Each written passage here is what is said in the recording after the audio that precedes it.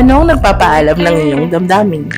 Gusto ko yung mahabang weekend, sinasamahan ako ng isang tao sa mga gusto kong puntahan. Yung love na binibigay mo, nabibigay rin sa'yo. Maganda yung relationship. Nabibigyan halaga yung iyong pagmamahal. Provide for the needs of your family. You can give them, yun, kung yung gusto nila with money. Siguro yung pangarap, yung connection ko sa mga tao. Masarap na pagkain. At ako'y minamahal at ako'y nagmamahal. Naalala, gano'n, tapos pinapahalagahan. Yung reciprocated yung love na binibigay mo.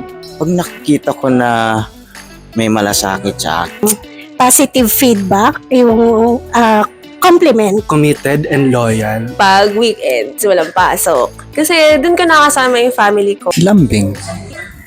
Pag ang lambingan mas pinanggigilan, mas mabuti ang may alam. Kaya tara na sa isang hapon na punong-puno ng mainit na diskusyonan kasama ang ating mga eksperto sa larangan ng medisina at psikolohiya. This February 23, 2 p.m. at CPH Auditorium. Let's all go to Nag-aalab na Damdamin.